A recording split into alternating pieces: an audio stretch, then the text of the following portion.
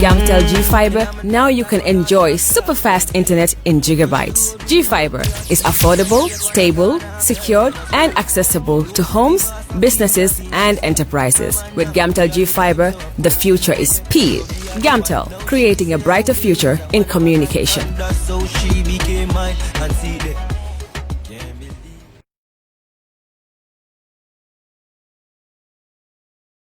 All right. Honey, did you remind him that the last time he sent the money, it was not enough to buy all the provisions? Oh, sorry, I forgot to tell him. Are you guys talking about money transfer to buy provisions? Yes. But don't you know about Baluo? Baluo? Baluo? What is Baluo? Baluo is a service that your son can use to send provisions directly to you guys from the shop. And you don't have to worry about the exchange rate. Tell me how Baluo works. It's very simple. Just log on to baluo.com and shop, or download the app on your phone. You can shop on the website or using the app to buy online basic products for your family and friends. With Baluo, you decide what your money is spent on. Your money, your choice. Buy online products for your family and friends in the Gambia, Senegal, Nigeria, or Mali. Baluo, better than sending money. Are you thinking of owning your dream homes? EJ Investment is here for you. Secure our quality bungalows with 2, 3, or 4 bedrooms, or our story buildings, 3 or 4 to 5 bedrooms at very affordable prices with flexible payment plans at our Sanyang Seaview Estate, where you can enjoy the cool breeze with modern infrastructure such as tar roads, covered drainage system, modern electrification with street lights, gated entrance with security posts, and social amenities such as gas station, shopping mall, medical clinic, park, schools, children daycare, and a lot more. Our dedicated team of professionals will keep the estate clean at all times, provide security and patrol team within the estate premises, install latest technologies such as CCTV, Wi-Fi, home network installation, solar panel, and power backup system. Also, check out for our additional home facilities and interior design service such as premium tiling, wall plaster, home landscape, fingerprint home lock, and a lot more. Visit our office at Senegambia Kololi Highway and get a free site visit tour, or contact us on 4464-838. WhatsApp us on 3259220. Or you can visit our Facebook page or Instagram on EJ Investments. EJ Investments, we are first in properties.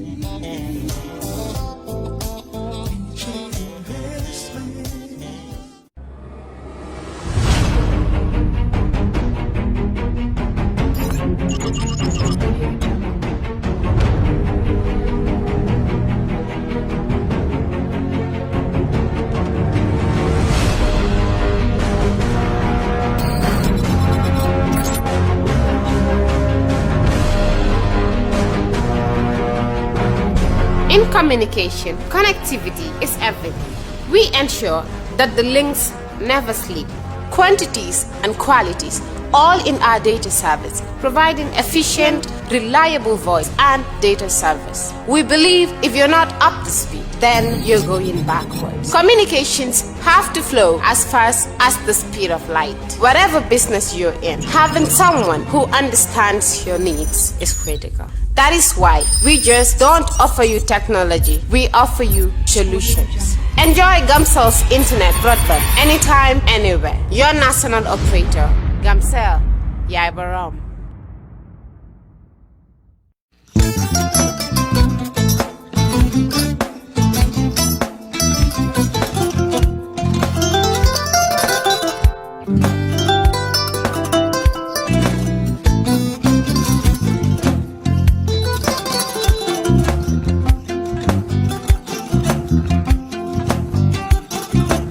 Agada.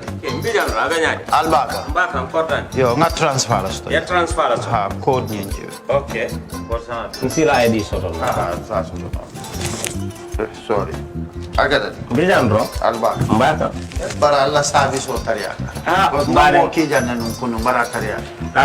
Janno mi wana forest de bureau Gambia tonkon na no mbali ya bere ha birim koyna fo kato Parisi kodo kino kato nim fo bolong blabe 56 branches mola sota Gambia ja ha Gambia kono ani Gambia bantala bankol nko kodo kiya bere kodo sifa fo falindiro fo nyaadi lafta même na kodi topoto nin kodi maraw jannom number 1 di nyonta andum fana nata anoda enterprise sotale wolam nyindi ko domorol fana kol fana be firale de dadi mani domorol dil fana be teat Gambia dawda yalo ngam fa kendol sotale je wo moyo diat apelenta barka ni na lafta nyelan kendol e bina yalo bu kanyi la ko la barka ba yalo ndel chosano lo barka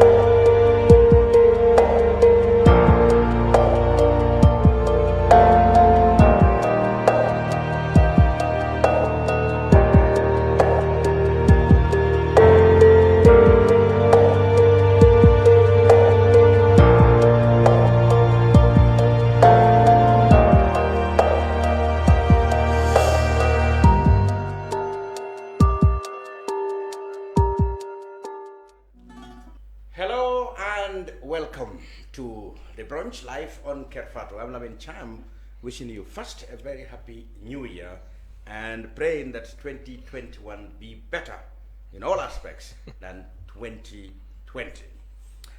Now, this week, after welcoming you and hoping that our prayers are answered, I have in the studio, very quickly, without wasting time, John NJIE. He is the chairman of the non-governmental organizations of Gambia, Tango, and Joseph Colley, the communications and training director at the Independent Electoral Commission.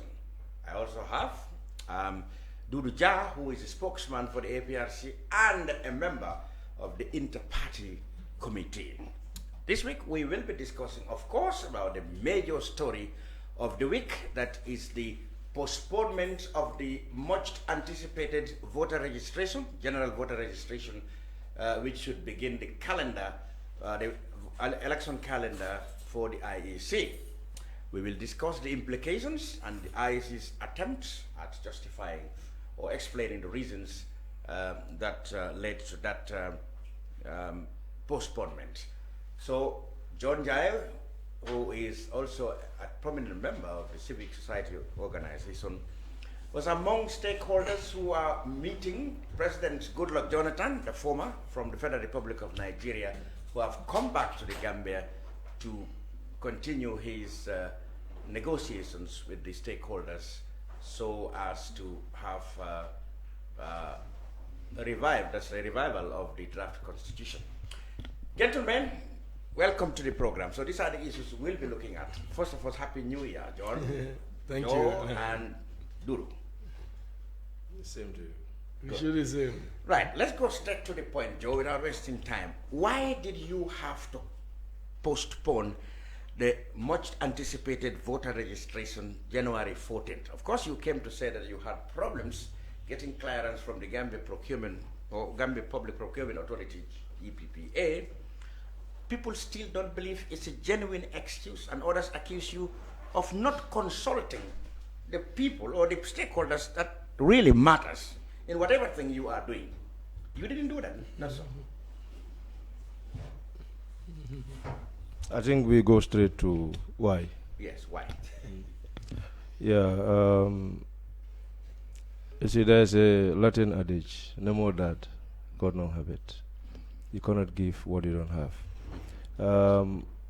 You see, the law, in the Elections Act that we should publish, you know, the electoral calendar at least 1 year, but we did it in 18 months. Why we did it in 18 months is to give people ample time to do whatever they're supposed to do. Okay, we did everything. We opened. Initially, we had wanted, you know, this registration was, in fact, we had wanted to do it, last year, but because of the COVID, Yes. Yeah, we said like let's put it in the calendar for this year. Specifically, we put it in January. Yes. Bearing in mind, they done like the Constitution. Yeah. Because January would have finished everything by April, May, and then the referendum, to take place in June. Yeah, so we did everything because of we agreed to push it, to 2021. So instead of going in for single sourcing, we went in for open tender. Okay, and then we did everything. We got approval from GPPA. Now, by the way, it's just I'm not here to confront anybody or to lay blame. No, just to say what happened. Yes, So we did everything. Then up to evaluation, we four companies, sent in their bids. We did the evaluation, sent in our evaluation, and then when that happened, you see, if you're doing you have an evaluation criteria. Yes. So we had 4. You see, that's the technical specifications, and then we also have farms experience. Yeah. And then of course the individuals working in and then of course the 4th one was the price. The price. Okay. So when we did that, then we did everything, and then we sent to GPPA for them, because that's so they wrote back to us and then started talking of TOR. So if you talk of TOR, that's terms of reference. Yes. So you approve the bidding document and everything in it, and then all of a sudden you wanna insist on something. So that was why. You see, listen. Well, so that was the yes. That's the terms. Was that that is necessary, because if you don't have that spelled out at the beginning of the contract, the contractor can come and do but the thing is, have anything to pin him by the mere fact of you doing that, and then the thing is, this is just you have what, in as much as you do that, at least you have what, you have to get a contract. This is not the contract in itself. Yes. The contract document, because whatever the case is, after approval you have to get the signing of the contract. So you'll put all those things in there. So because it's not just after the approval, then it's just going, the contract is just going to be awarded like that. There has to be a contract. Anyway, listen. Yeah, but my problem is, if you deemed it necessary, you should have asked us to put it as an evaluation criteria before you approve the document. Okay. You understand? So that was the bone of contention. Okay. So that was the bone. So, and then all what happened is history now. So the two right now, could not agree. Yeah, we could not agree. So we had to go back and forth. Then, because for them, they have a mandate. We have a mandate. Because what we were thinking of is like, look, we are not to be dictated. Yes. We are. That's what. Because the thing is, if you agree that this is what we're supposed to do, then you cannot come in the midst of the game and then you want to tell us what to do. So that is why that was our point, not any other thing. That was our point. You see, we agreed on these things. Let's move on and do these things.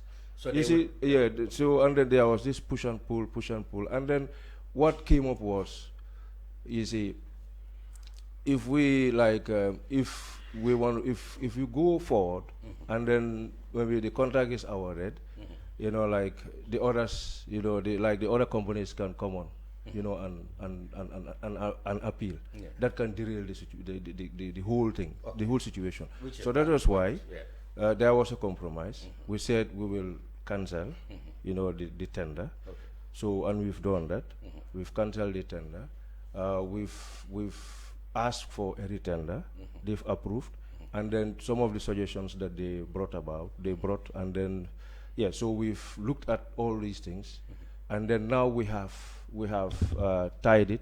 As I'm speaking to you yesterday, the approval is given. Now it's going to be restricted tender amongst these 4, so with a lesser period of time, and then we do. So as I'm speaking to you now, but on Monday, these bids will be sent direct to these 4, and then we'll have a virtual with them. to tell them exactly what is. And then this time it's tied. It's what we really want is what is in the document.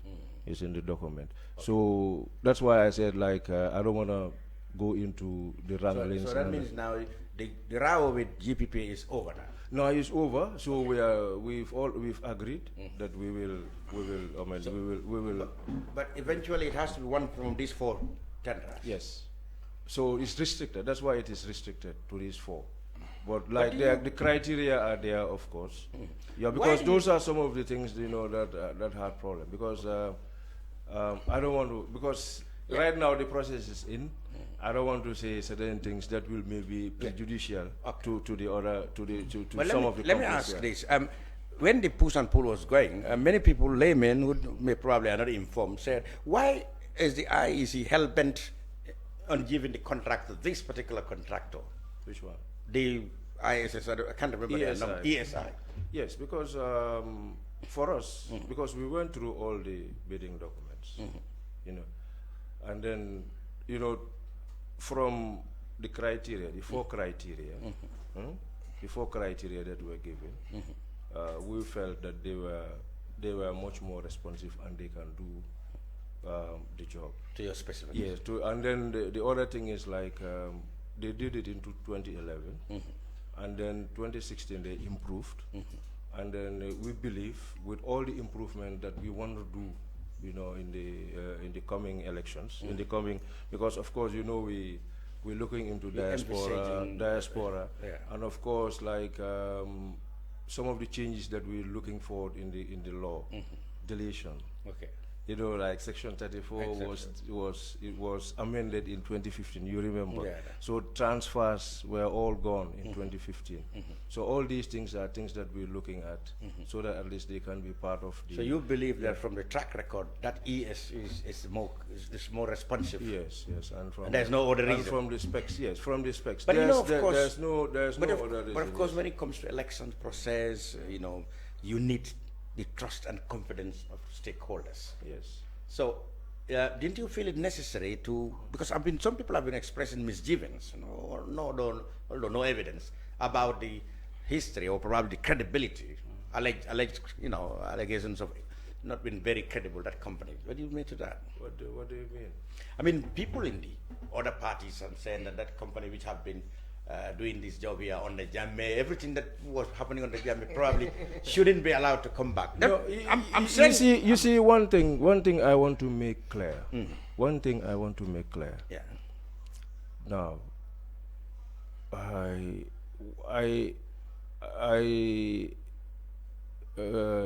Anthony Robert Secker can bear me witness. He was CEO at that time. Yeah. There was a letter written by Jammeh administration stating that anything electoral, it's us, it's not them. That one I can vouch. Anything electoral is IEC.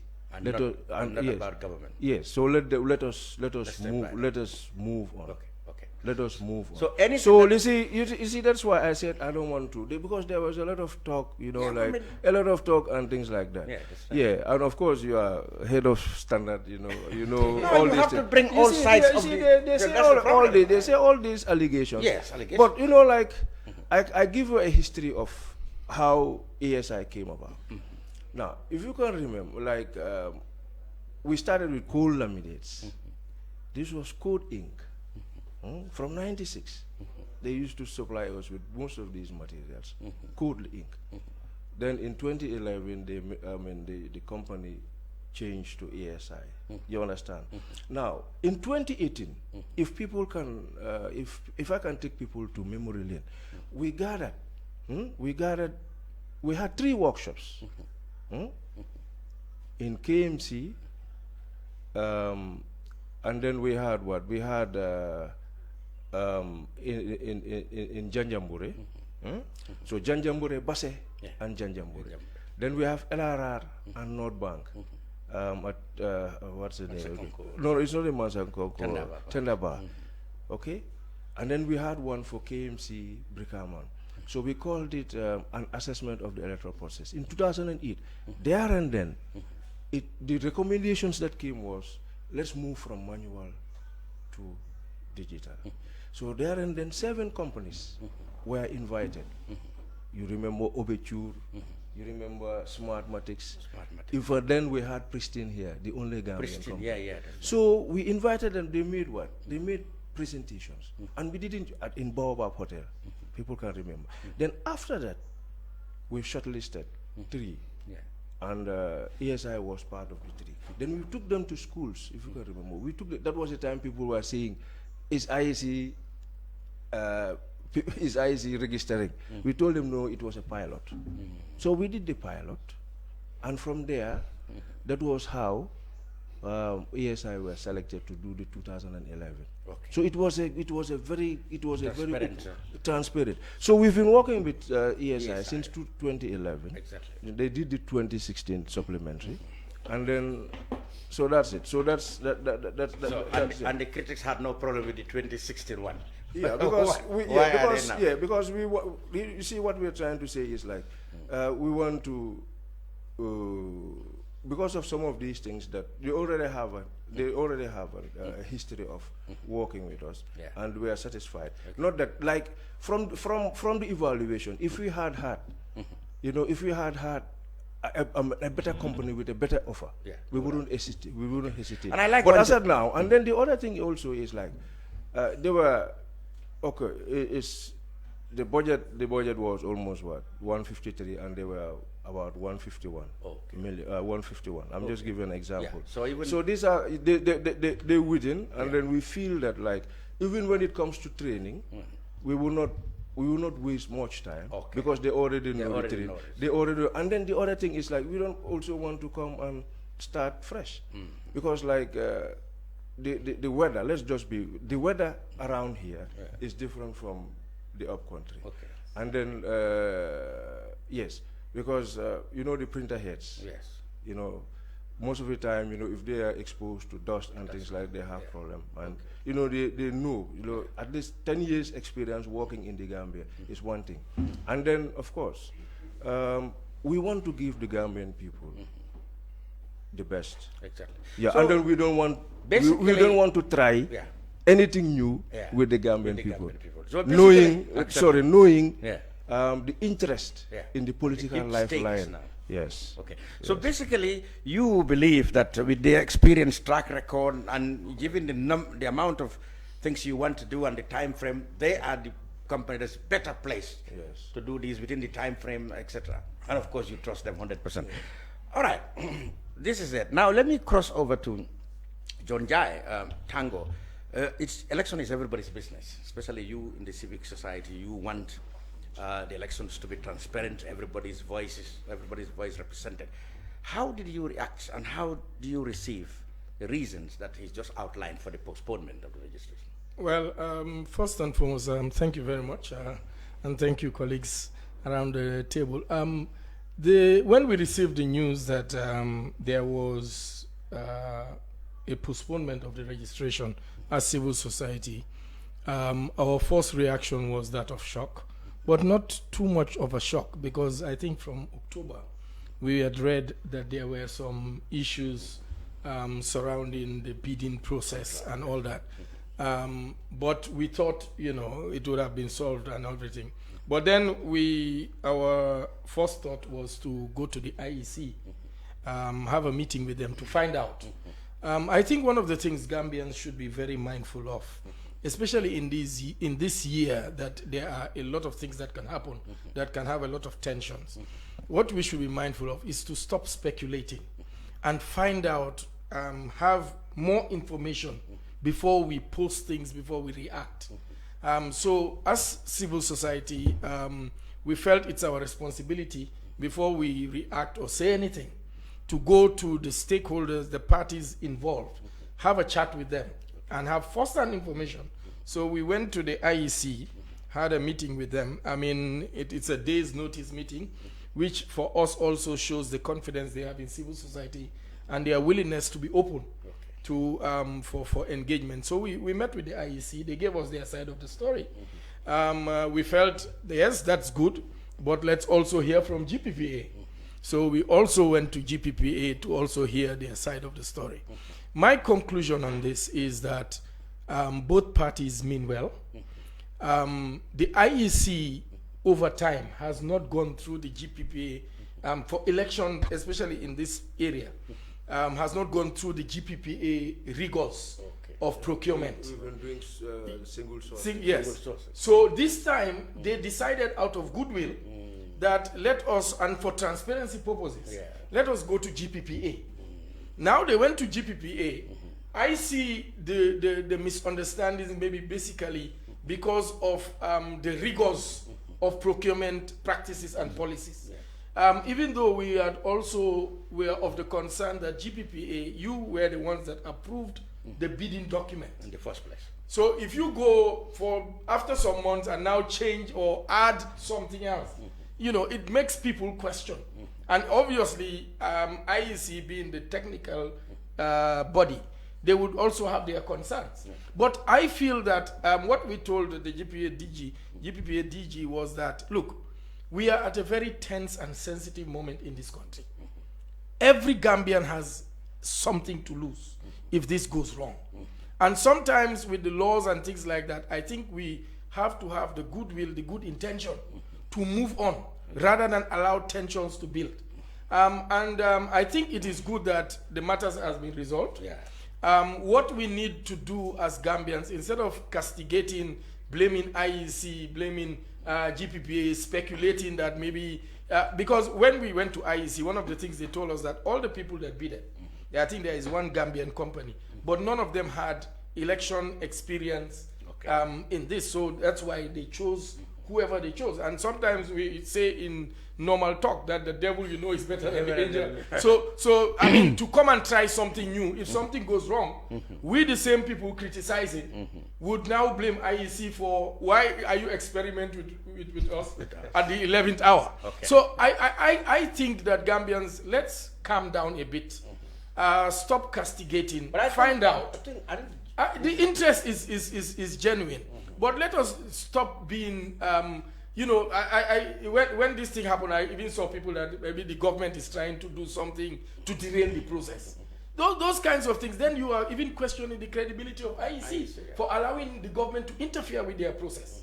And, you know, we need to trust the credibility of our people. And I like until we see something otherwise, before we make such what the IEC said. They made that point clear to the GPPA. They don't want anybody to dictate to them, even the president. So that is why they would not be dictated to. I mean, I like their independence. But don't you think? But you see, that's an expression of their independence. But if IEC opens itself to GPPA procedures, they should also be ready to take some of the things. And I like the maturity that I've seen at the end of the day play out. But I think it's just some kinds of misunderstanding and speculations among the people. You see, please, let me just, I just want to, like, we were not trying to be disrespectful to them. But what we are, the point that we were trying to say is, you cannot just at this point in time impose something which is not there. That's our main problem. So that's why we said, we quoted that, saying that nobody can dictate to us. I see. Yes, that's where no disrespect to any office or anybody. No, but even if you said not even the president can dictate us, you are right. He shouldn't have any right to dictate. You because our budget, our budget, even our budget, I can give you our budget for this year. It went to the OP. They just wrote notes and sent it to National Assembly. So they are fulfilling, you know, the dictates of the law. Exactly. You mentioned initial speculations, but don't you think the IEC to blame for that? Because the initial announcement did not give any specific reasons. That's what led to speculation.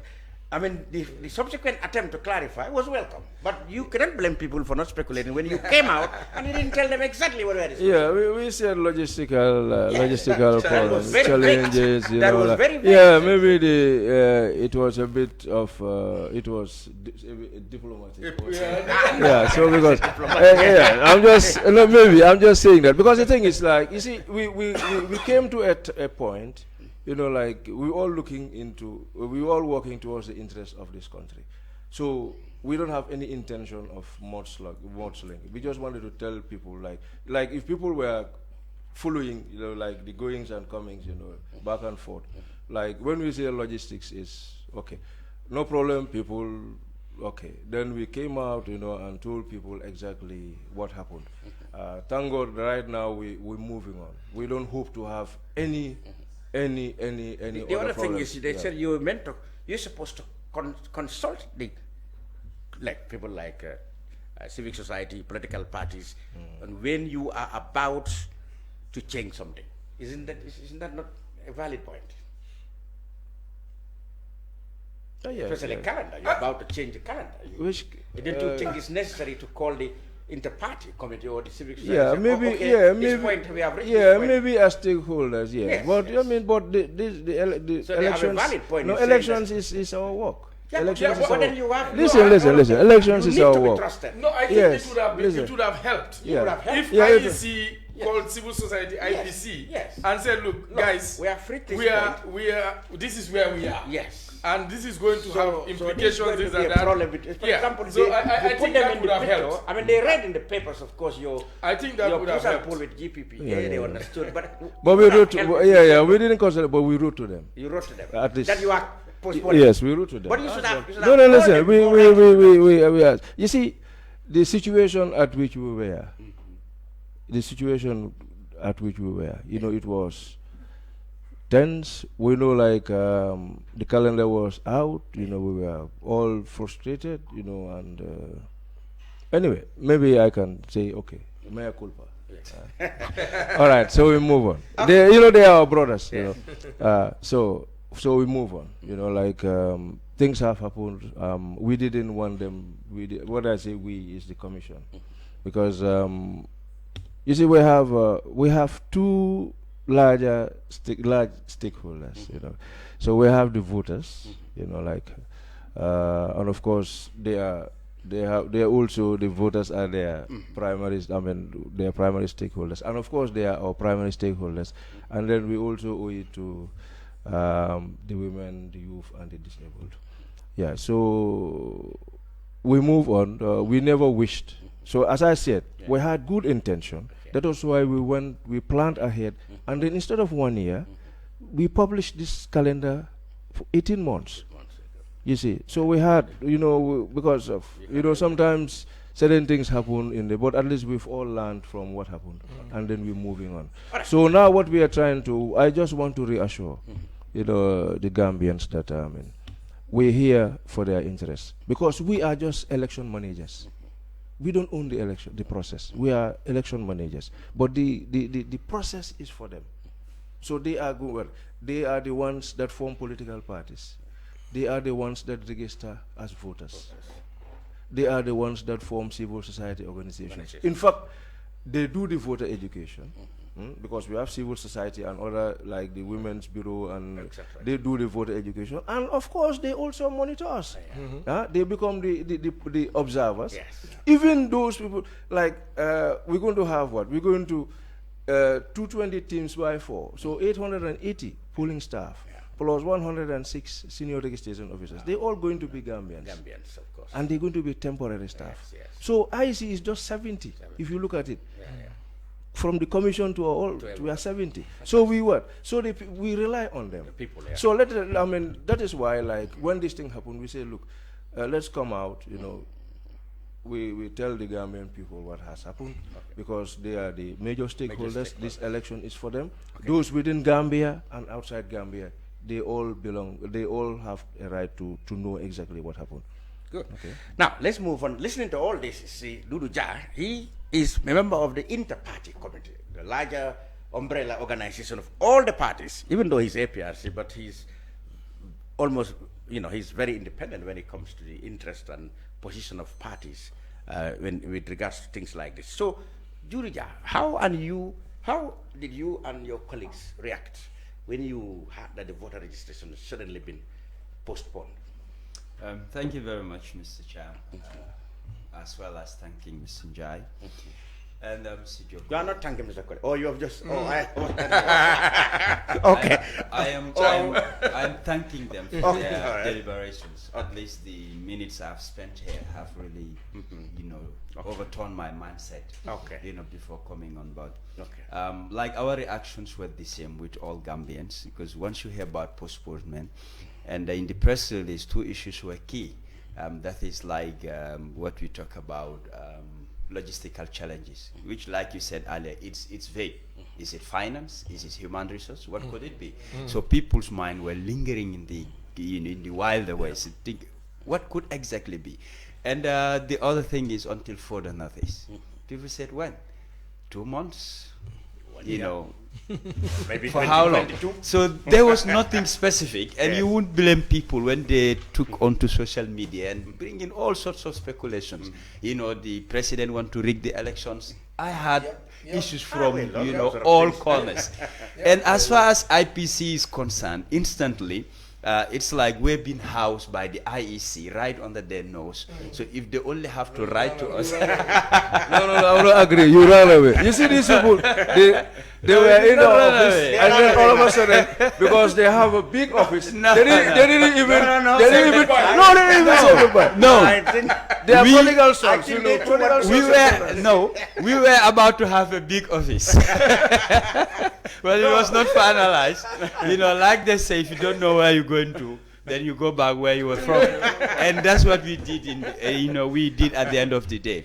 But we took to our forum, and people started, summoning for meetings. To be quite honest, in our forum, not criticisms, etc. They said, let's come together, look at the issue, and we discuss it as IPC, which some wanted it like this last Thursday, others are suggesting based on other activities. But I believe with this information, even when we meet, it is going to be different. But what I would push the IEC to do, that's information dissemination, to share. Because once you share, like for instance, right thing is in enough. They could have had a press conference, invite the media houses whereby they will post questions. Most of the concerns they have, if they clarify, the news goes into the local languages. And the people's temper, the speculations, allegations would definitely die down at a very short span. But even you just write a press release, people read and they don't even understand the context of your press release. So definitely they take to the social media and say all sorts of things. It is a bit of a problem in this country when you talk about social media. Like Mr. NJIE said, you engage those that are concerned, you knock at their doors and ask questions, they will clarify. But that is a portion of people who have concern and doubt. But you're talking about the entirety of the country. They want to know. When everybody's looking forward to registration, all they hear is about postponement, further notice. People said, what is going on? And the issue of GPPA, I came to know about it around September, October last year, when there was a workshop where one of their staff engaged me and laid these complaints about the IEC. So when I had the press release, I said, is it actually GPPA? And when they talk about logistical challenges, I said, no, I don't think IEC, their logistical challenge would be money or human resources, etc. My mind straight went to GPPA. And like he said, they forge ahead, and I believe that mutual understanding is very key, which we can avoid in future engagements, that it's not going to happen. But he has highlighted, a wealth of experience of, how they end up with ESI, and that is very, very key. Instead of trying something new, what you've used to improving it definitely will yield better results than, I'm not saying if you try something new, you won't get the results, but just avoiding crashing, at the crucial hour. I think that's what they were trying to protect here.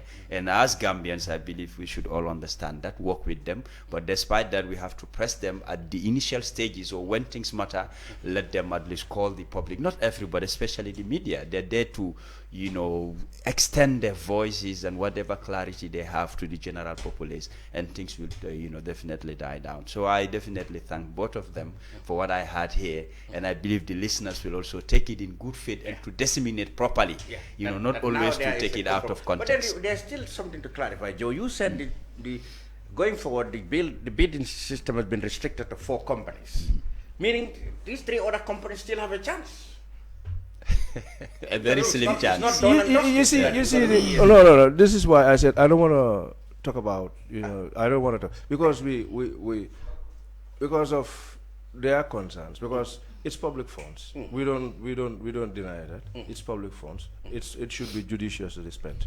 Because what they're running away from is like, for them, like the way they are the procurement experts. They said, like if there are loose ends, even if we go ahead and award, because you know in procurement you can even award and people appeal.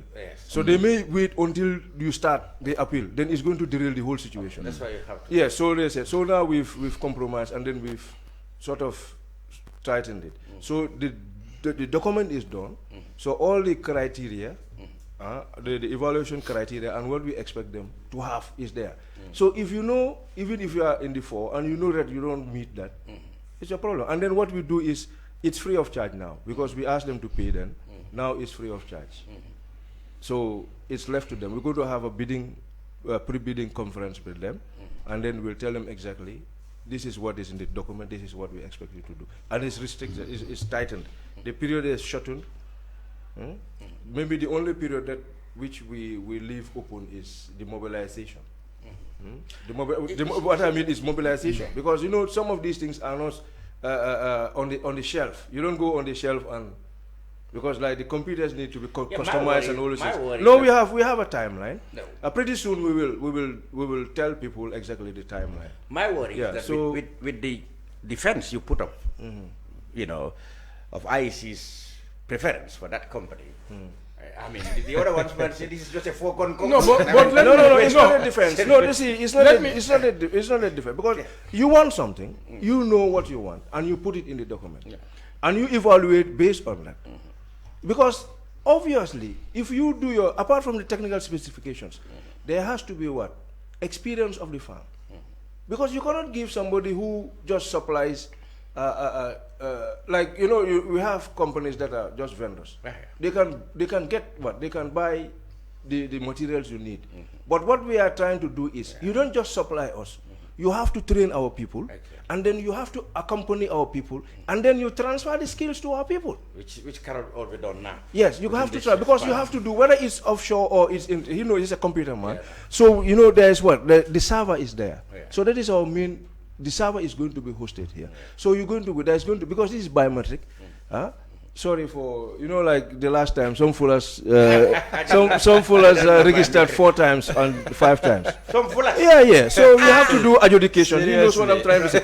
So we have to do adjudication.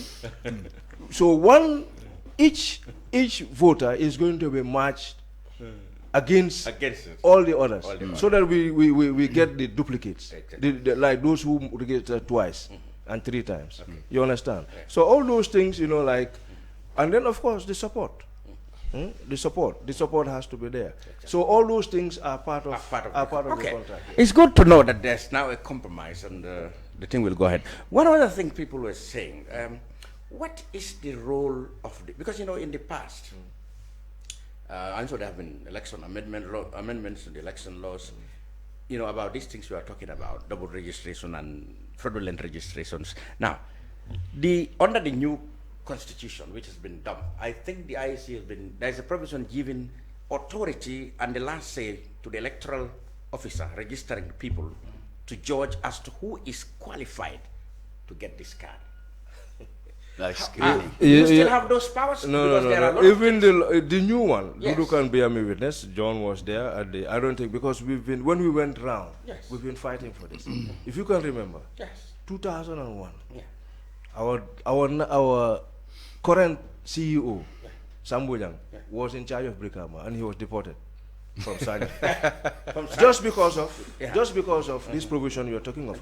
We had the powers in 2001. Exactly. Even if you come with these documents, we ask questions. So somebody came to register, and we asked, Nakewa, Gambia ka currency jama kodotondi. And the person does not know that we use dollars in Gambia. So we rejected the person. That was what brought the. And then those ones who were in National Assembly then, 2001. You remember those? 2001. 2001. You know 2001. Then what happened was they just went and amended. That was the time you hear people saying, honey cement. And that is the law which is there still now. Still there? It's still there. It's still there. I don't think, because when we went around, we tried to make sure that they bring it back. But I don't think that one is back. So the only bone of contention that was there, that we wanted out, and it was out until when the draft came, was the attestation. They said, no, let us bring it back. Because we used to have problems with the attestation.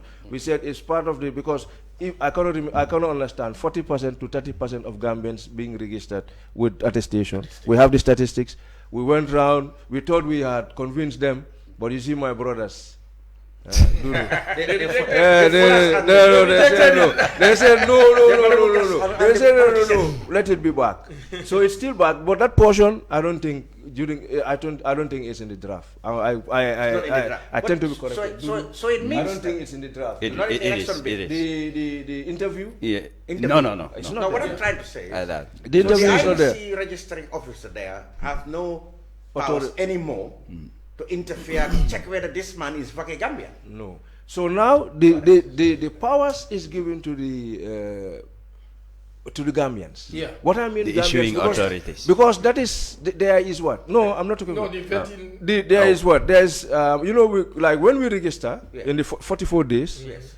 After the 44 days, we will publish wherever we register. Yeah. Like in KMC. Yeah. We're going to have what? 96 registration centers. So each registration center we will publish all the names. Those who are All the names. So now it is the Gambians who should go and check the names, whether their names are there, whether they are correctly spelled or wrongly spelled, and then to check whose name they object. They object. Then And there is if they objection. object, If they object, they go to our office, and then we have one. So the revising course is for 60 days. So that is why the register is not signed until after the revising. Then the magistrates will sign. Then it becomes the register. Yes. So if I have an objection with somebody whom I think is it's not Gambian. Rwandan, or something. Yes. And I took his particulars to your office and said, I'm complaining against because I know his father came from Rwanda, his mother is from Somalia. Yes.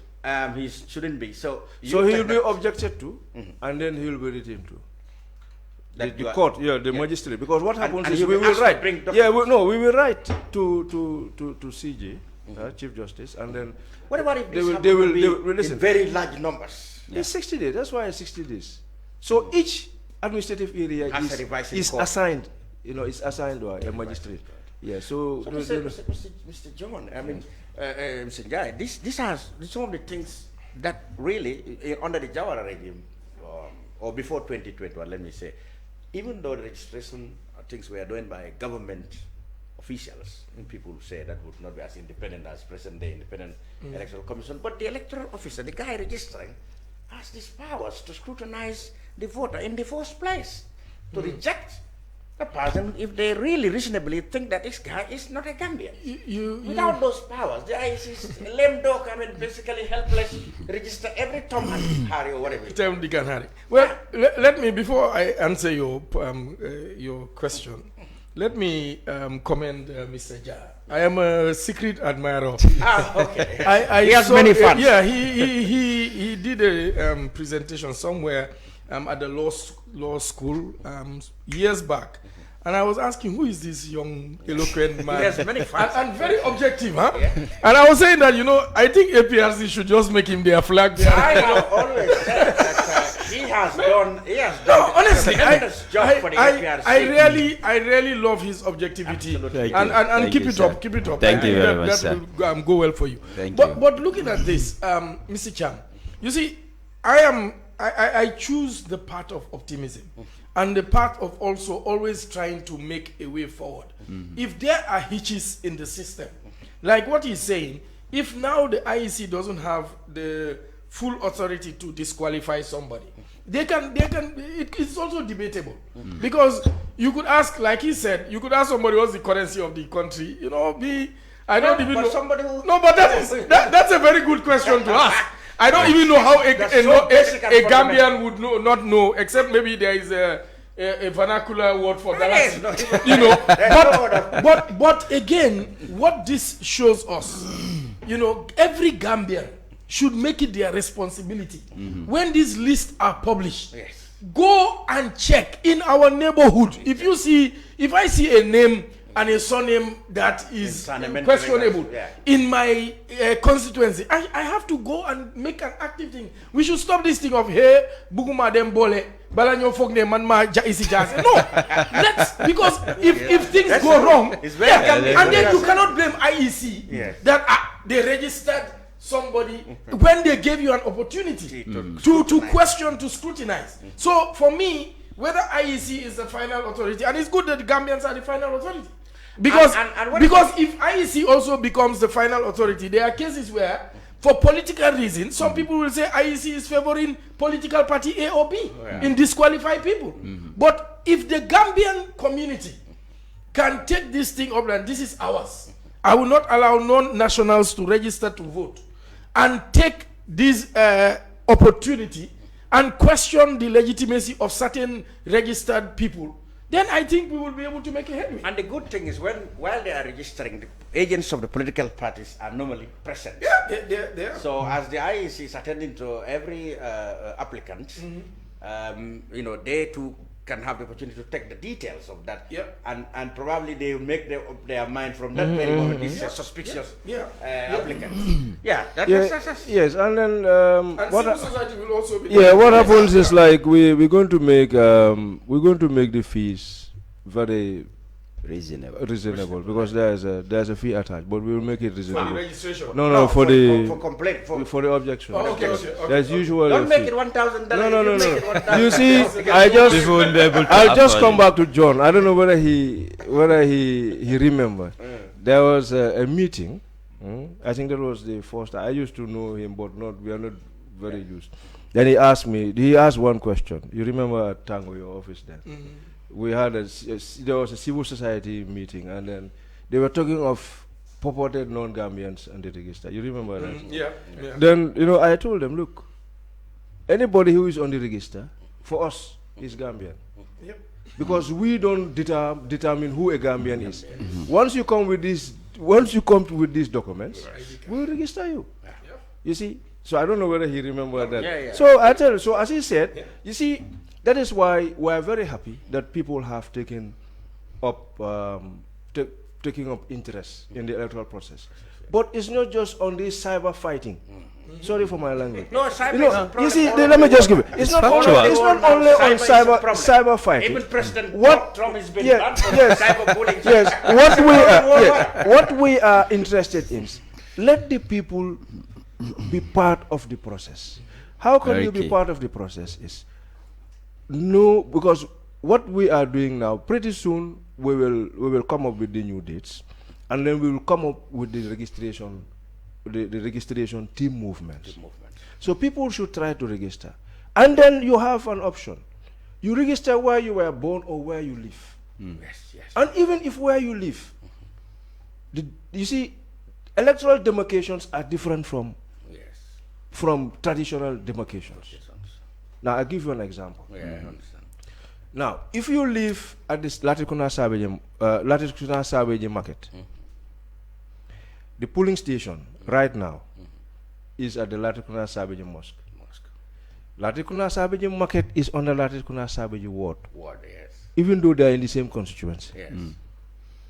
If you cross and register at Latikuna Sabeje Mosque, you are registering at Fajukuna ward.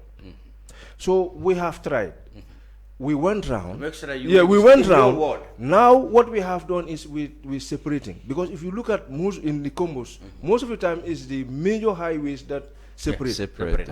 Talinding market is not on a Talinding constituency. It's on a Bundung constituency. So that people should understand. So we're coming up with sensitization. We'll have the IPC. They are part of the to make sure that you register in your ward. In your ward.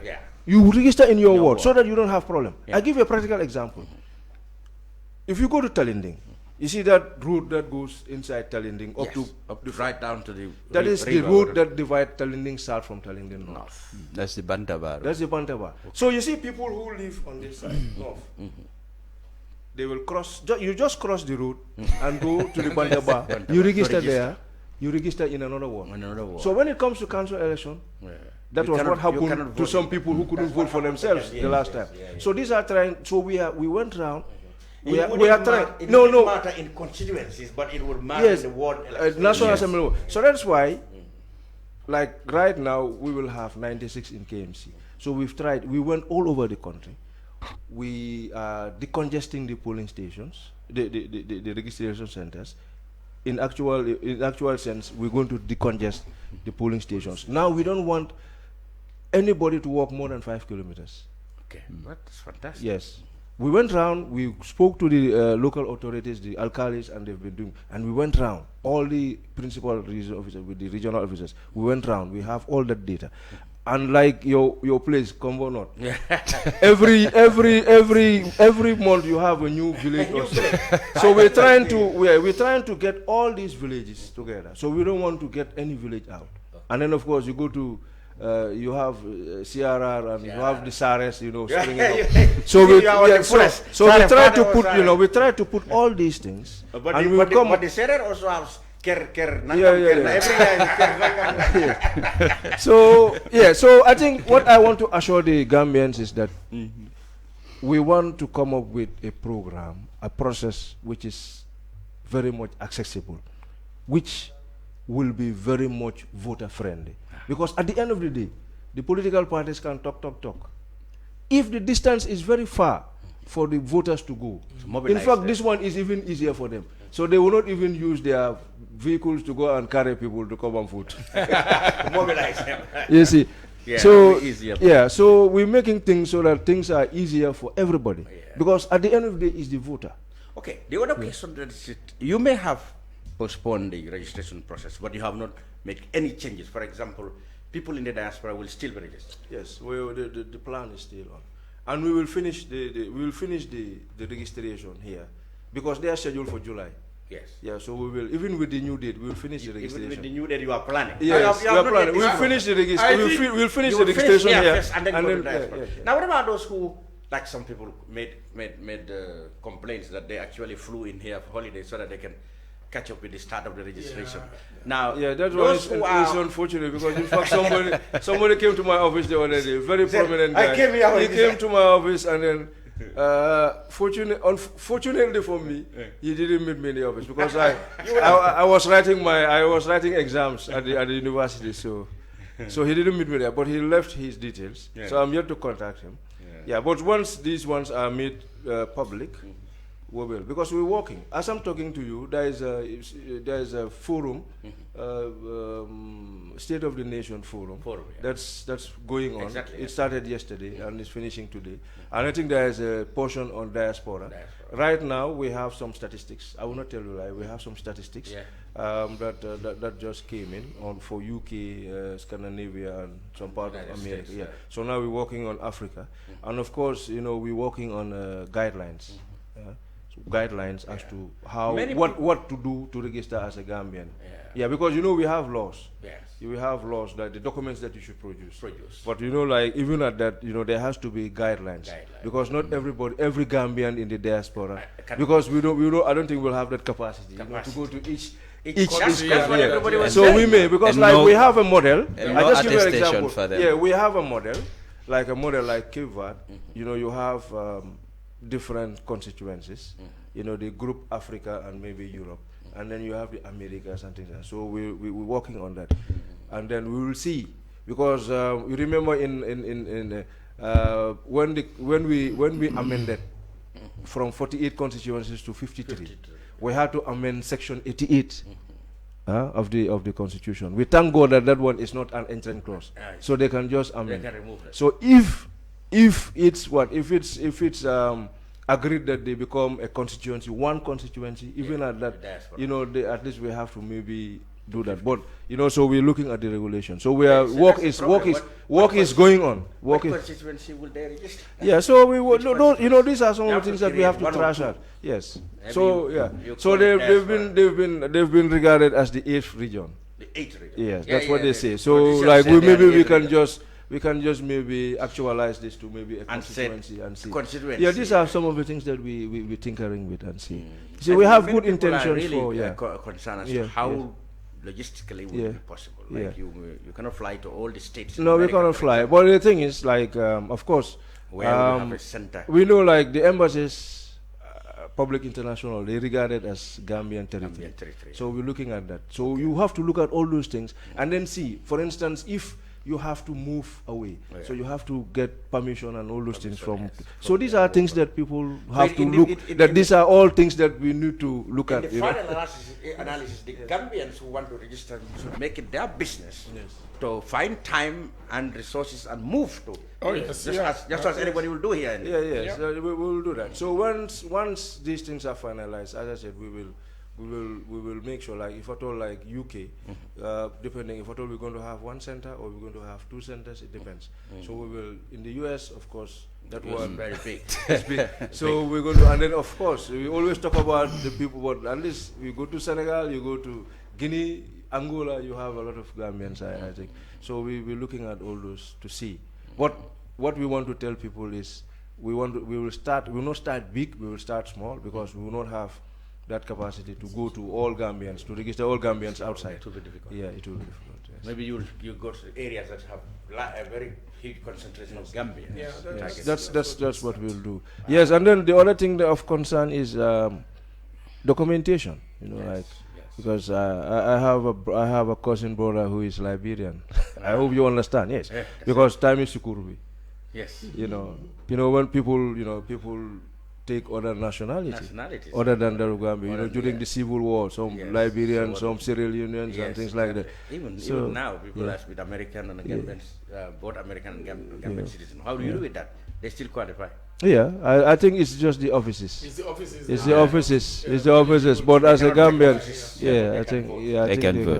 I think there is something on. Somebody's challenging that dual citizenship. About the position. About the courts, position, etc. Okay. Very briefly, let's turn to the final part.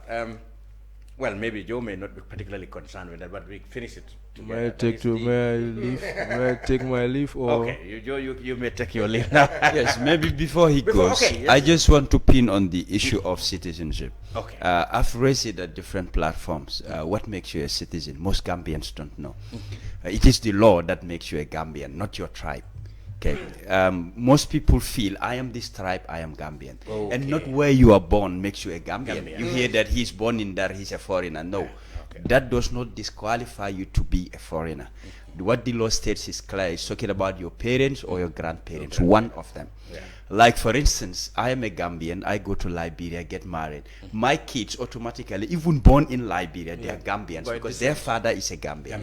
So this should be clarified but then you look at it other way around, the flip side chart of that is I come here from Guinea or Senegal, my kid is born here, I came with his or their mother, and they are not Gambian. Exactly. That's why I said that should be spelled out clearly. But that is why the new constitution has to address that. Because that's why but is it not addressed there already? No, it's not. It's the national. It's given to that power is given to National Assembly. Yeah. In the new constitution. That's what I'm saying. But I think it's one of the issues that because that is what is very common in the Gambia. Yeah, because we go to America because we want our kids to be Americans. Yes. So they once they are born there, they become. Anyway, if somebody's born here, it's like naturalization. We have pushed it even during the consultation when the CRC were consulting other stakeholders. I could recall one workshop we had at IRI. We suggested that as IPC, that whoever is born here should be a Gambian. But all these did not reflect in they've given some explanation about economic exploitation that can happen. But it is one of the things that is being looked at now in the revised draft. Yeah, because people are rendered stateless. Exactly. You're born in the Gambia, not a Gambian, and maybe where your parents even originated, you cannot hold that citizenship as well. Where do they belong? Exactly. Unless they're naturalized. Lamin, one thing I want to say on this citizenship business, civic education, they deal with that. What we deal with is, since what the law says is what we do. So we at IEC, we believe that anybody who comes with a document, because since the law says that you don't need to question is eligible, so you That's register. really a problem that I know So future lawmakers should look into. Yeah, because, we don't have any. I mean, Because what we are always looking at is to make sure that at least the register is up and running. Yeah. Because if you can see, even that draft constitution, there is one one call that we've all been making. That's the continuous registration. It was there because if you want to have an up-to-date register, you have to have it open all the time and then being updated. Yeah. So that's why we're fighting so that the deletion and transfer can come. Because that also takes. I mean, it sort of. I mean, when we talk about voter apathy, when we talk about voter turnout, is that it gives you a percentage that for instance, if you register as a civil servant, you registered in Basse, and you transfer to LRR, or worse still, you are transferred to Katong. The next cycle of elections meet you there. For you to go up to pay transport to go to Basse is sometimes very. So that's why we said, look. Transfer usually is for 6 months. So if you transferred, I mean, if you're staying in a place for 6 months and you deem that, I mean, you want to vote there, you just come, we just remove your name from Basse, maybe Tumana, and then we put you to Combo South. So it's easier that way. So these are some of the things that you do. Some observers said according to your own laws, you're supposed to furnish the stakeholders with names of those who might have died in all the regions in your register. No, that's what I'm trying to say. Yeah. No. And I'm very happy because I listened to the interview and he said he stands to be corrected. And deletion was amended in 2015. Both deletion and transfer. They were removed from They were removed. Nobody can now. They are part of the 2015. You cannot delete a dead man's name from the register. You cannot. So that's what if somebody come in his place and vote?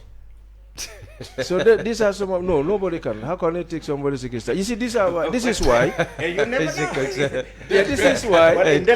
Thanks to the indelible link. Yes. So that is why we said because somebody who's supposed not to. Yeah, we've been having problems because the last time we attempted deletion was in 2006, and it was a futile exercise. I can remember 2006. That was the time of the late NJIE, actually, as chairman. You remember? So we attempted it. It was not. Because you go to people, you ask them, some start crying. Or to give you, Natal be regular. Natal be regular komuna fateleko. They wouldn't even want to give the number. We just want to give a number. Because we want to what? Because you go to, when you say, like, I'm just giving, you go to certain communities, like certain names are common. Like, what comes to my mind is Lamin. I'm just giving an example. So you go, sometimes when we go to register, how we distinguish the Lamins is like, we put the mother's name in the middle. Because you have a lot of, like, you go to Sukuta, I'm just giving an example. You have 20 Lamin charms. I'm just giving an example. Sukuta is more than 200. So I'm just giving an example. It's an example. So how do you distinguish these Lamin charms? You know, they have ask the headmasters. Ask the headmasters. they will know.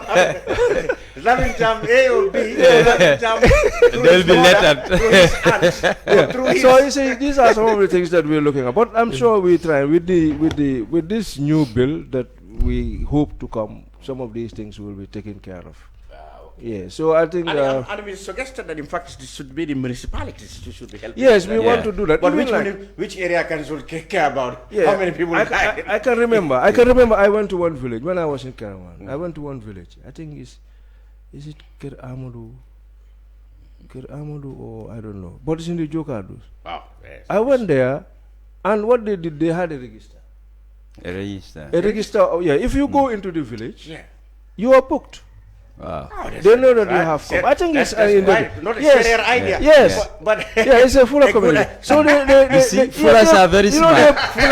No, but when you say they book you. They book you. I don't know it's Kerr Amadou. No. I think it's Kerr Amadou or what. But it's in the jokers. They book you. So when you go out, they know that you are not in. So in places like that, I'm sure if you want, if anybody passes away, they will know. Yes, I can remember. And I was very impressed. I said, look, these people are very organized. So they know exactly who goes in and who goes out of that community. Yeah. So they know exactly Once what's you relocate, They they should will be try given to- a- so that They should be a given a village, medal. a village like that, Yeah, of course. a village like that, you know, You like have to they are identify organized. them. Yes, I think I can remember. I you know, I started my work in Tioka. in Kerr. Kerr. So I know almost every village from SL to Palodi. You know, I went to almost everywhere. So that's why, you know, Sue is in my heart. Yeah. Bodibu is in my heart. Okay. You see, but Interesting. raising their hands. But then you don't know them. You don't know much about them. If you know other things, you can. No, the son and the son and the son. Okay. All right, Joe. Thank you. We can, take leave of you and spend the next 10 minutes discussing about the Constitution. After this break. Good. I hope this time we are not fighting any longer. No. You know, I am part of their pitch. So when I saw them, I said, you know, I spy on them. I thought you But he were doesn't come supporting your... and he does not contribute to You our are not page. supporting your IPC move. We have many partners. They are very So Charles Lee. Even of the NDI one company. When we touch down, better rock down.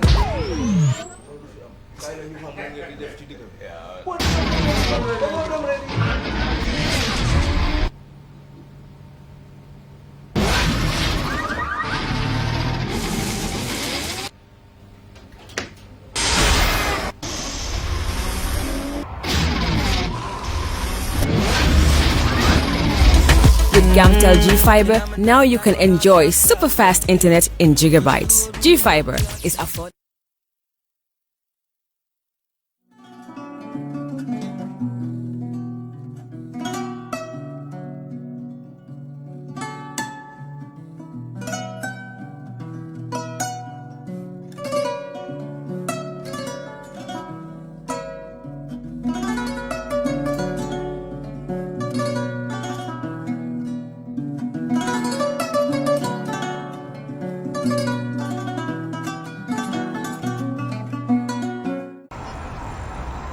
When we touch down, better rock down.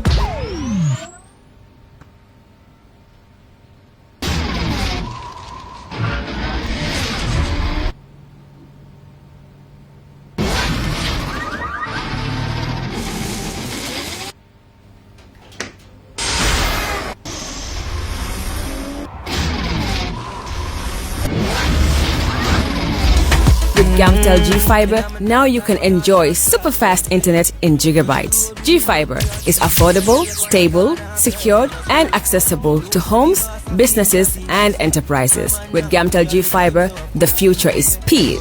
Gamtel, creating a brighter future in communication. That's how she became mine and see the.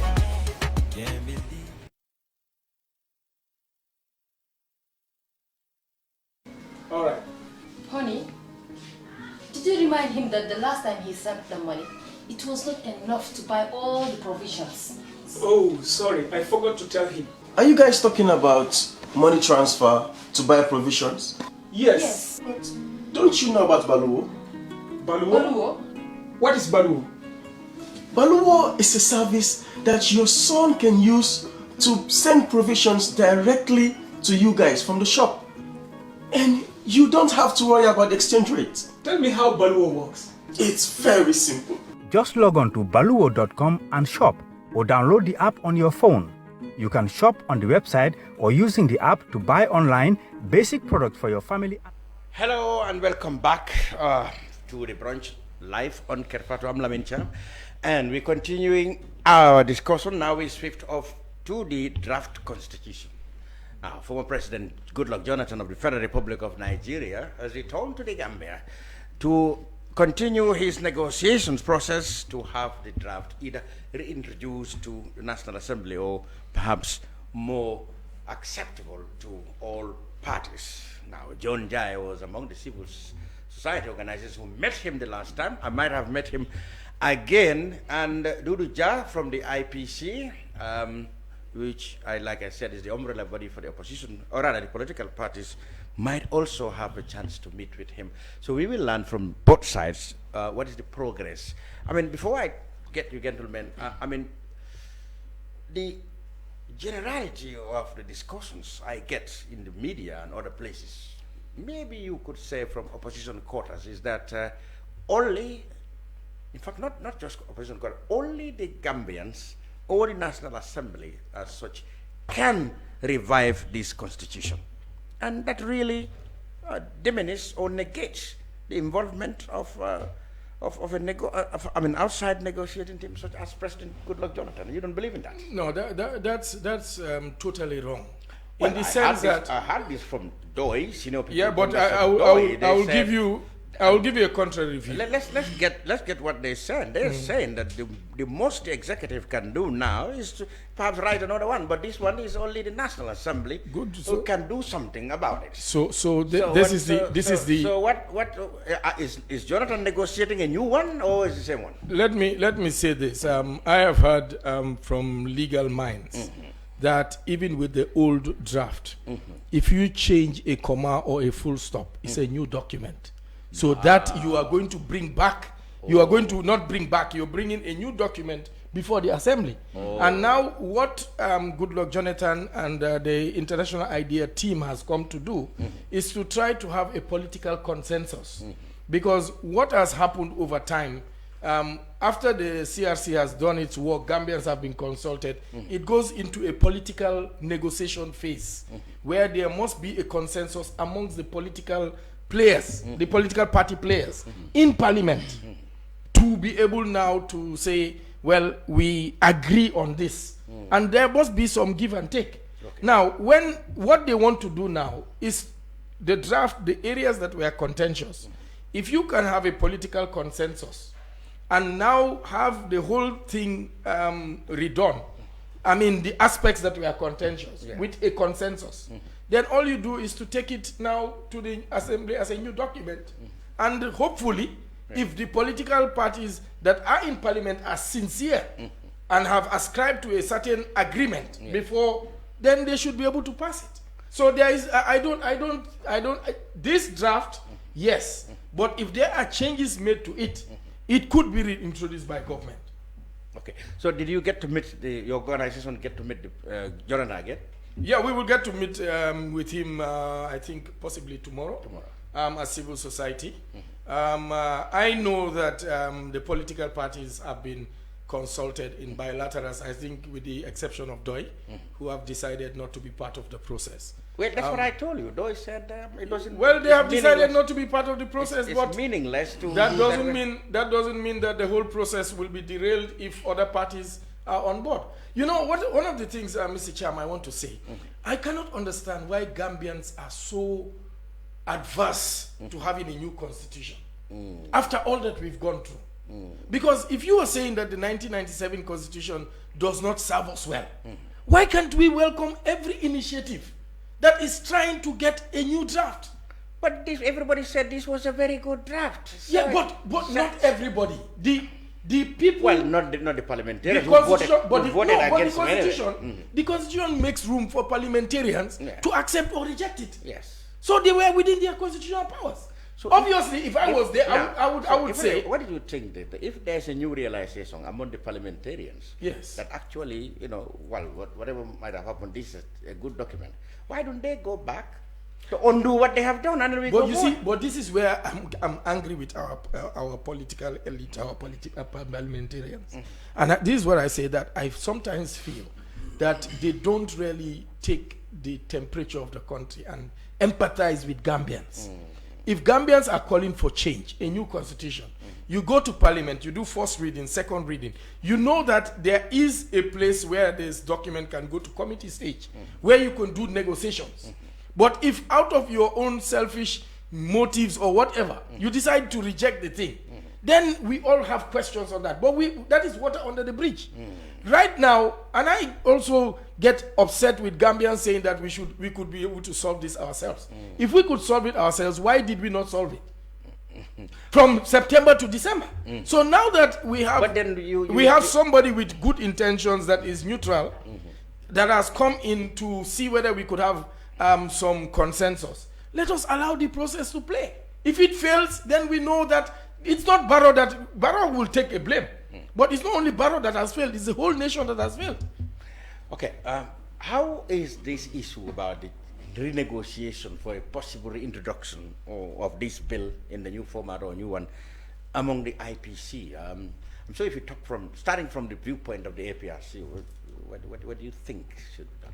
Your National Assembly members voted against it. Yes. Yeah. So are they any more enthusiastic in bringing it back? We haven't engaged them on that. It's like what's happening in Parliament is a bit personal, if I have to be very truthful. It's not like the politics within Parliament. I think that's where the problem is. There are some MPs, they have the mentality. If A supports this, I am going against it. And they're trying to track back. Example, there were bills that came to Parliament and A rejected. So this time A wants this to go, I am also rejecting. And that is the biggest problem in Parliament. That's why some have the belief, it is yet to reach Gambians, because it's not going for referendum. It has to go for referendum when Parliament puts their stamp and said it can move forward. But that's where the problem is. And some of them have made it clear that they are not going to say yes to it. You know, even during their deliberations in Parliament. You know, they're calling it all sorts of names, not even going thoroughly in it. And partially, like he said, during these readings, there are certain areas, you know, constitutions cannot come and satisfy everybody. No, but when people raise certain concerns, at least what you need, I wouldn't say to change it, but to modify at times the content of it. At least that might satisfy them and it will change the course. But if you allow the same thing to keep peddling, you know, they're going to be very defensive, as if they're not being considered. You know, especially when some made some position papers, highlighted a lot of issues. They did not see a single change in that. All you tell them, like, it's not only you, there are others who also have their concern. They said, okay, then I'll wait for you at this corner. When you turn, I'll give you that blow. So we should rise above politics and look at what the nation needs. But that is not happening, to be quite honest. So if it is politicians who brought this mess and it's them again who's going to fix it, how confident are we? What guarantees do we have that we'll go anywhere? At times, this is why I am among those who don't believe in politics is dirty. I've been brushing that aside. I said politics is what runs our country.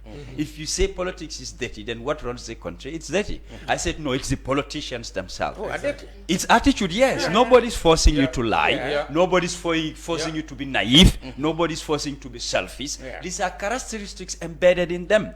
They should rise above that and know that when responsibilities are on your shoulders, what is expected is for you to give back, not your personal interest or party, but to country. But very unfortunate, that is not happening. So we should take politics seriously, that it's what governs and defines what would be and what will come in future. But I mean, the issue is to the bystander, to the observer. Okay, normally it is governments that starts legislations, that promote legislations, you know, and encourage and supported them to pass in Parliament. They have said, the critics said this government has been very lukewarm in their, processing of this bill. Meaning they had a preconceived mind that they didn't agree with this, and so therefore they did not support it as they were supporting all the bills that they really wanted. Before Mr. NJIE comes in, just to help you with that, like cabinet has a role to play. They also put their position paper, but it's not reflecting the things that they want. One of them told me, he's not in cabinet, but you know, part of the government aids, you know, that's definitely working with the party. He made it clear to me that this draft is not going to pass. I said, why? He said, because the things we wanted them to change, it's like they've taken to the dustbin. So that's why I'm telling you that it is politics that is at the center stage. At times it is just one or two you want to change. For example, if the Christians who had said they want the secular thing to be spelled out there, those people actually they didn't have that. But they, and listen now, but because they don't have the opportunities, because this, that's why people have said this at the end of the day, this is a political paper. It's eventually politicians who are going to decide its fate. The Christians are not opportune to be represented in Parliament, so they are sidelined. So the politicians decides that water their bread, of course, and then they kill everybody's interest. Of course. So that's what I'm saying. You see, but this is where, and among those, chief among them is the executive. But you see, you cannot discount the fact that if the government was willing to compromise, the thing would have passed. Yes. But this is where what his point is very valid. That if Gambians should wake up and know that the majority of politicians we have don't have our best interest at heart. What we need, and okay, this government has messed up big time, because this should have been their baby. That this is, at least you said transition. This is the foundation of transition. Exactly. But let me come. That is water under the bridge. If they have now said, they have repented, they have realized their mistake, they are willing now to cooperate with international ideas and Goodluck Jonathan to see that something happens. For me, what is in the best interest of Gambia now? To go to elections with the 1997 constitution, or to have a 2020 draft that we feel can hold government more accountable, has more progressive statutes? What do we think is the best interest? Because Gambians must look at the bigger picture. Who has messed up in the past is of little interest to me. What I want is a constitution that I can hold my government accountable. That no government can get up and just do as you want. Because this is what we said, that if 1997 gave rise to dictatorship by amendments and all these things, get rid of 1997, bring something that every Gambian has contributed in. Like he said, if some of these, you can consult and you can tweak certain aspects of the constitution and accommodate support from other parties, let's go ahead and do it. Now, listen, if that's, you mentioned two things that I think are the fundamental to this problem. You said this government has been touting transitional. This very government was elected on the promise that it is going to be transitional. Now, the transitional agenda is no more there. Because it's the same government that, no matter who is Barrow, Dabo, Khalifa Saleh, they are the ones who formed the coalition. It could have been Khalifa, it could have been Dabo, it could have been Hamad Bah, it could have been Lamin Bojang. So the person who is there now still represents that view and that document. Now, that is meant to be transitional. Now, that government itself now found itself interested in staying longer than the transitional agreement. So that's why it found itself naturally uncomfortable to carry out this transitional agenda. But let me, that is the problem. Perhaps this would have been solved if this transitional government had stopped at being transitional. Okay, Lamin. You don't think that's the fundamental problem? What is the majority opposition party in this country now? 14, is it now 20? No, for a very long time. When this coalition was set up, here we were, a transition government was put in place. People were shouting 3 years, 3 years. The main opposition that is now back in the opposition place, that was maybe in power, and we are saying Barrow is our Barrow. They are the same people that said no 3 years. Exactly. Now, if they break that vow of 3 years, I had said this, so that once you break that vow of 3 years, Mr. Barrow now has every moral authority to beg his vow to stop at 5 years. No, not to stop at 5 years. Because the thing was, 5 years. No, the thing was, wait. But there are two elements. Now, there were two elements that you will do 3 years. No, listen. After 3 years, you will not contest. No, there are two. Okay, so now when that 3 years out of it, then there's no other thing now. So why are you now making that the man has one more? He has to go out. No, we are not arguing at the argument of UDP. And no. What we are arguing, we have to put our finger where the problem is. We are arguing now for somebody who does not subscribe to this NPP, this UDP. Yes. Who doesn't subscribe? No, listen. Who doesn't subscribe to them? Yes. What he subscribes to is the manifesto given to him or her by the coalition. I mean, some people voted for the coalition. Some people voted for the coalition not because of UDP or because of but because they think these are the people bringing hope and change. So now, if the coalition did not deliver the change, they blame the coalition. I agree. Example, the person who is leading the coalition. I agree. Now, not necessarily. Now, how to call it? We all know. No, every voter. No, we all know from the onset. Even Mr. Barrow himself, we know. Yeah. He had been going around calling the UDP's leader his father. I agree. He is supporting, he himself admitted, supporting UDP. They didn't have a bicycle before. Yes. He was meant to be coalition. When he was whining and dining with them, he had no problem being identified with them. Yes. When he wanted for them to make him flag bearer, they refused. Now he had problems with them. It's it's not only. It's two sides. If you want to look at the bigger picture, it's two sides to the coin, Mr. Cham. If you want to look at the bigger picture for Gambia, yes, you have to forget about this NPP, Barrow's internal quarrels with the UDP. They are our main problem. Listen. If you look at that, you blame Mr. Barrow or Mr. Dabo. Yeah. You will forget the bigger picture. There are Gambians who don't support either of those parties. Good. So now that's what I'm saying. So let me come. So we have to move ahead. No, but let me come.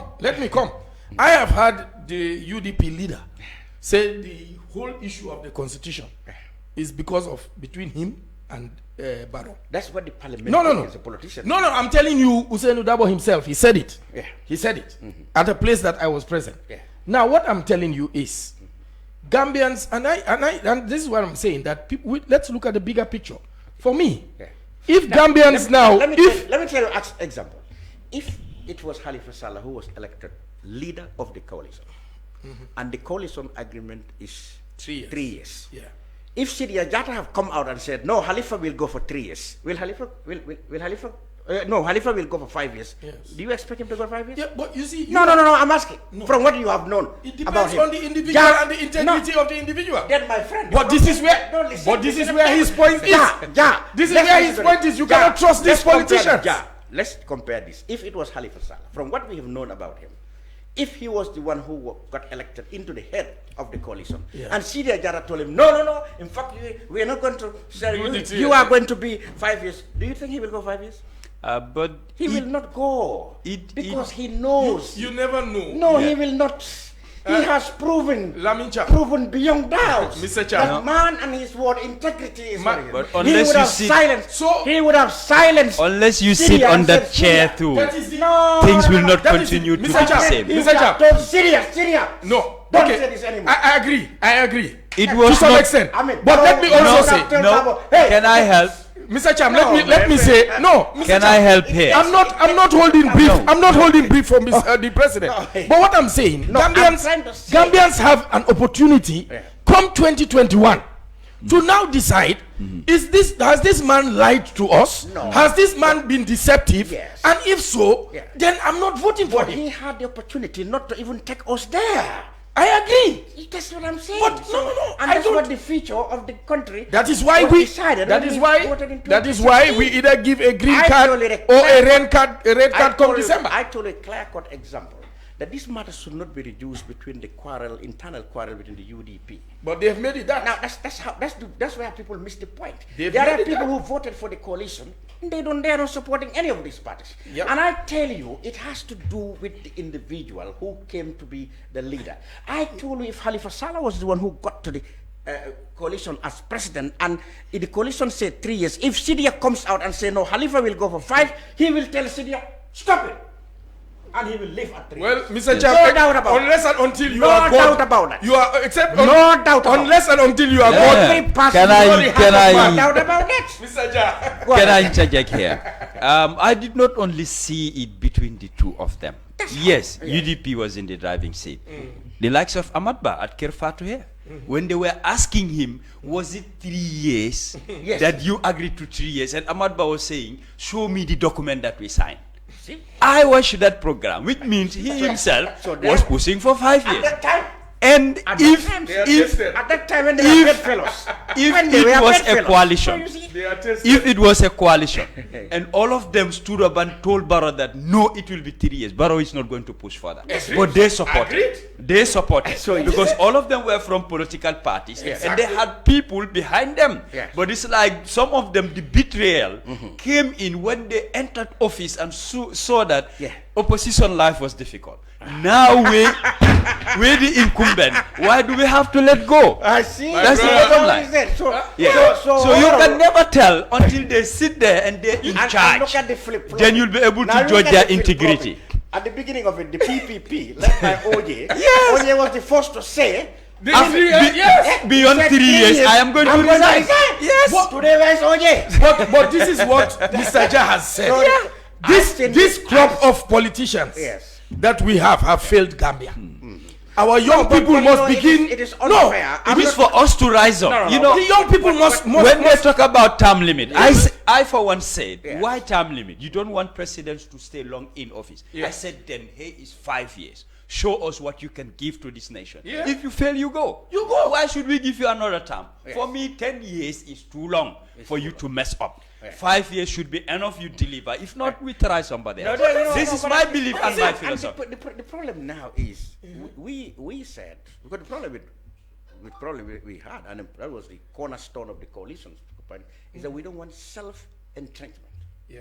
Because you see, the problem is if Jawara had stopped at 10 years, 15 years, Jammeh 10 years, we would have got 4 or 5 presidents now. Yeah. We wouldn't have a situation where a certain clique of people who are either relatives or tribes of a leader, they would have hijacked. Would have hijacked and meant that this cake is for them, at least until the man they identified with tribally is gone. Okay. That would have not been there. Because you know that this man has only 10 years. 10 years there will be different people. So he has 5 years. Some don't even deserve 10 years. Some don't even deserve 10 years. I know, but you know. Mr. Cha, this is our problem as Gambians. Yes. You know what he said? Yeah. Every president has 5 years. Yes. You understand? Yes. The term limit is a maximum. Yes. That's right. So what? But now, it helps. no, it helps. Yes. And it should be there. Yes. But what he's saying, when you fail, even if you have signed to 10 years, if you mess up in the first 5, let's not give you another 5. No, you go out, somebody else Let's not give you another 5. To entrench our leaders and say we don't go against the. This is the thing. That's the problem. No, but we have killed the mystery of incumbency. Yes. During Jammeh's time, Jammeh had the military might, he had the influence, he had the financial capacity. When Gambians decided to vote en bloc and vote out Jammeh, Gambia, a message was sent to ourselves that any leader that comes, we could get you out by elections. Yeah, but whether Barrow is given 10, 15, 20 years, 2021, Gambians can decide and say that Barrow has failed us. He has not told us the truth about 3 years. We have not done a comprehensive transition. Enough is enough. Barrow must go. And Gambians can vote.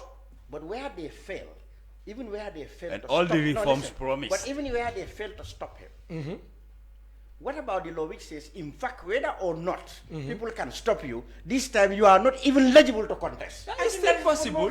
It's still possible. I agree. It should be. The term limit should be there. But you see, this is where in 1977, there is no term limit. And I'm asking Gambians, do we want to go into an election where there is no term limit? Because the people that are saying that they don't, where this constitution will fail, will fail.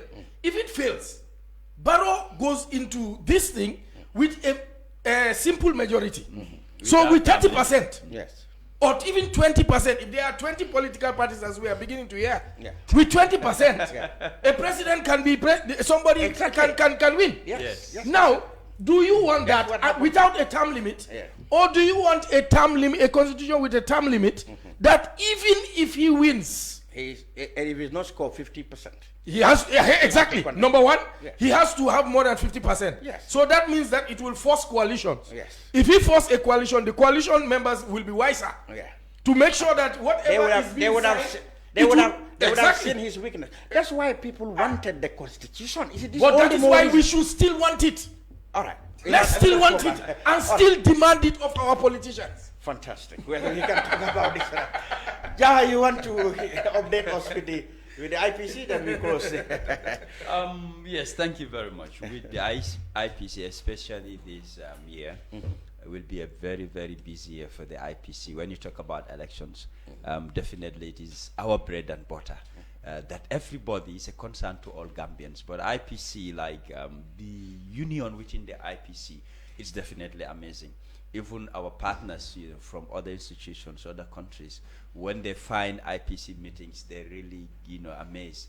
Like I could recall one of the representatives from UN said, from ECOWAS rather said, for the first time in Africa, seeing all political parties round table discussing and agreeing to issues. So this is why our partners are definitely supporting. So they believe through the IPC we can have a peaceful Gambia politically, because we're speaking one language. Exactly. And any issues we have, what we do at IEC, we table it, discuss about it, we say, take it back to your various political parties and leaders. Whatever decisions they've come to, we bring it back on the table and have a uniformity in the way we execute, our functions. And I believe definitely not only, our stakeholders and other partners, but government itself should make IPC something very precious and valuable, because what it is contributing immensely, even to the traditional groups, they have been trained what the IPC MOU entails through dramas and these local songs. So we're spreading our tentacles everywhere. We have regional reps. We want to break it down to constituency and wards to make sure the whole Gambia understand the concept of IPC, because what we want is a peaceful Gambia. It's better than a chaotic Gambia. No matter what we want to push into. That's why the issue of ballot paper, some stamp their feet on it. That there are a lot involved, and the time definitely is not accommodating what we want. Before we rush things and things turn out to be chaotic, we maintain the peace while we drag our feet to what we want. So maybe this coming week, we've consulted our co-chairs. We want to have meetings and even to look at this postponement. Like the information IEC is giving, we could grab it from them and spread it more to the people, even into the local language, so that they will understand the need why it is postponed, is to prepare for better and to serve the people well. Fantastic. Well, so good luck with your negotiation with good luck himself. Thank you. This has been the brunch. Thank you very much, gentlemen, for being with us. Until we come back next week, we wish you a great weekend. Goodbye.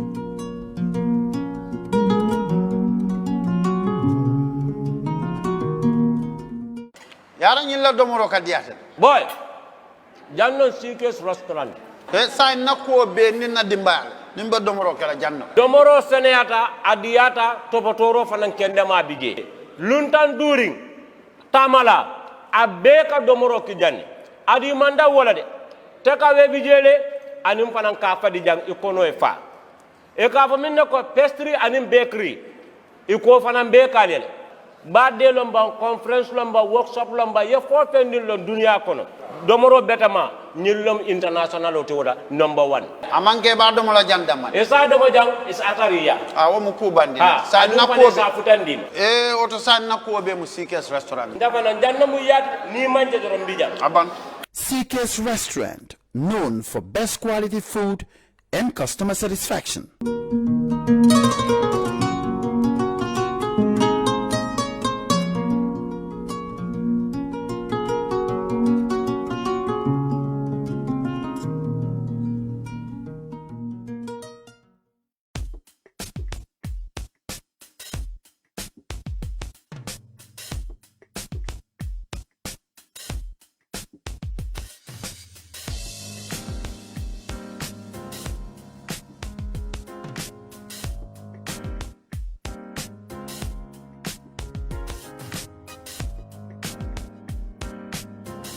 Miss B Designer Outlet is the #1 quality and affordable stop shop for all your needs. Get your evening dresses, suit and ties, office wears for both ladies and gentlemen, beach wears, sport wears, pure leather shoes for men, quality belts, bags, heels for all beautiful ladies, original perfumes, accessories, and a lot more.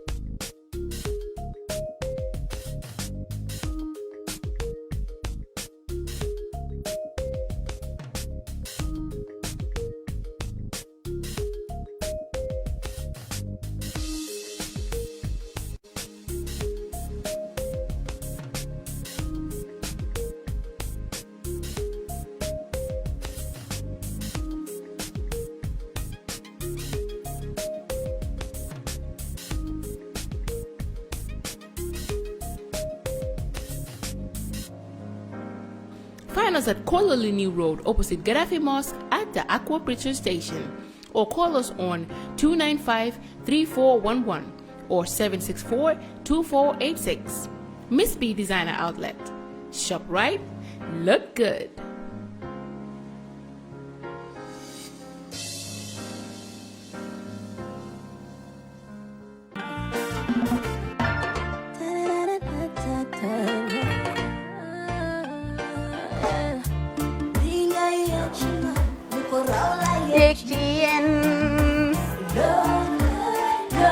Love like fire. Wow.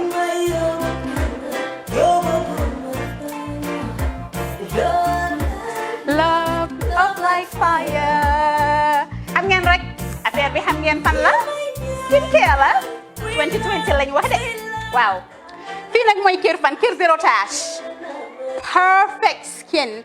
Skincare saa su ne rek niñ ko dee defee rek. Loo lañ soxlaati rek.